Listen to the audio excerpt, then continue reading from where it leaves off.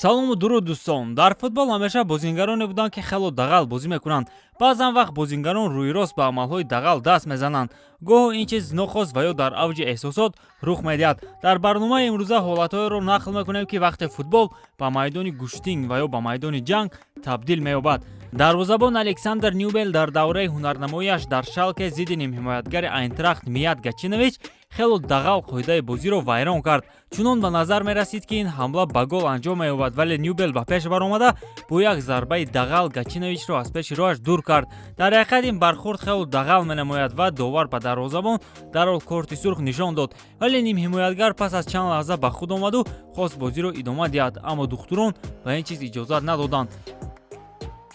Марио Балотелли дар карьераи худ 13 корти сурх гирифтааст ки ин барои ҳамлагар нишондоди ҳайратовар аст. яке аз кортҳояшро дар давраи ҳунарнамоӣ дар Бреша дар бозии зидди Калери ба даст овард. дар вақти рақобат барои тӯб Марио пояшро хело баланд бардошт ки дар натиҷа бо пои рост ба сари рақиб зад. довар дурудароз фикр накарда ба Балотелли корти сурх нишон дод. хандаовараш он аст ки Балотелли ҳанӯз 7 дақиқа пеш аз ин ҳолат аз курсии эҳтиётӣ ба майдон баромада буд. футболбози Хетафе Алан Ньом дар бози зидди Атлетико Мадрид дастаашро дар ҳолати ногувор гузошт. дар вақти рақобат бари тӯб ҳимоятгар пояшро баланд бардошта ба ҷои тӯб рост ба сари Ману Санчес зад. албатта барои ин рафтораш ҳимоятгар корти сурх гирифт. ба ин нигоҳ накарда ӯ 2 дақиқа кӯшиш кард ба довар фаҳмонад ки набояд корти сурх мегирифт. оиди Хетафе гап задему хотиррасон мекунем ки ин даста имшаб зидди Реал Мадрид бозӣ мекунад. бо он нигоҳ накарда ки Реал фаворит аст, вале Хетафе барои топ-дастаҳо ҳамеша рақиби ногувор буд. тамошои ин ва дигар рақобатҳоро ҳамроҳ бо 1x метавонед ҷолибтар кунед.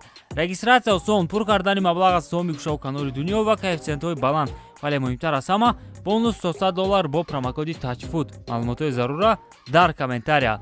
ба ҳама муваффақият. моҳи июли соли гузашта байни Рома ва Порту бозии дӯстона баргузор шуд. дар бозии дӯстона бояд ҳама чиз дӯстона анҷом ёбад, аммо вақте дар майдон Пепе аст кор хело ҷиддӣ мешавад. дар дақиқаи 65 Пепе дағалона зидди Мхитарян қоидаи бозиро вайрон кард. маълум нест ки Пепе барои чӣ чунин рафтор кард. Генрих дарҳол аз ҷояш бархоста ба Пепе дарафтод. футболбозони дигар дарҳол давида омаданду ҷангро халос карданд ва муноқишаи ҷиддӣ сар назад. вале дар ҳолати такрор дидан мумкин аст ки Мхитарян ҳам ҳангоми афтидан бо бутси Пеперо зад. Жозе Мауриньо бошад дар канори майдон нишаста ҳамаи инро бо ханда назорат мекард. дастпарвари Манчестер Юнайтед Брендан Уильямс айни ҳол дар Норвич ҳамчун иҷора бозӣ мекунад, вале дар мавсими 2019-20 зери роҳбарии Сулчер ӯ хело зиёд ба майдон мебаромад. дар яке аз бозиҳои принсипиалӣ зидди Челси Уильямс зидди футболбози Челси Хадсон Одои дағалона бозӣ кард. пас аз бархурд дар канори майдон футболбози МЮ рақибашро гирифта ба тарафи шити рекламавӣ партофт. довар дар ин ҳолат ягон қоида вайронкуниро мушоҳида накард ва ба Уильямс ҳатто корти зард надод, ҳарчанд ки дар ҳолати такрорӣ маълум аст Уильямс бар қасд Хадсон Одоиро тела додааст. дар яке аз рақобатҳои Бундеслига ҳимоятгари Айнтрахти Франкфурт Мартин Хинтереге зидди нимҳимоятгари Бавария Тиаго Алкантара хело дағал бозӣ кард. Мартин Алкантараро чунон сахт тела дод ки ӯ бо сар ба шити рекламавӣ бархурд. ҷолибаш он аст ки Хинтереге барои ин рафтораш ҳатто корти зард нагирифт. дар бозии байни Манчестер Юнайтед ва Тоттенхэм дар Олд Траффорд бо иштироки Жозе Мауриньо як ҳолати хандаовар рух дод. шогирди ӯ Харри Уинкс зидди Даниэл Ҷеймс чунон дағал бозӣ кард ки ӯ аввал бо сар ба пои Мауриньо бархурд ва баъдан якчанд метр ғелида рафт. хушбахтона касе зарар надид. Тоттенхэм барои Даниэл Ҷеймс рақиби хатарнок аст. дар як бозии дигар нимҳимоятгар Мусо Сисоко Ҷеймсро ғам дод. ӯ аввал Даниэлро аз пой афтонд ва баъдан ё нохост ва ё барқаст бо пояш шикаму дасти футболбози МЮро пахш кард. барои ин рафтори худ Сисоко танҳо корти зард гирифт. дар бозии чемпионати Фаронса байни ПСЖ ва Монпелье ҳодисаи ҷолибе рух дод. дар рақобат барои тӯб ҳимоятгари Монпелье зидди Неймар хело аҷиб рафтор кард. ӯ аз гулӯи Неймар дошту ӯро ба қафо мекашид. ин ҳолат на ба рақобат барои тӯб, балки ба ягон усули буғикунӣ аз муҳорибаҳо монанд буд. Филиппе Мелоро ҳама ҳамчун футболбози дағал ва хатарнок мешиносанд.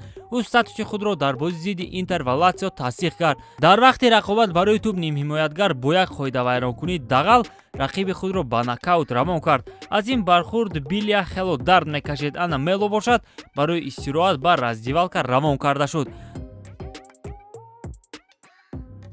дар бозии чемпионати Англия дар мавсими 2017-18 байни Манчестер Сити ва Ливерпул ҳамлагари Мерсисайдҳо Садио Мане чунон хоҳиши зиёди задани гол дошт, ки дар натиҷа аз майдон ронда шуд.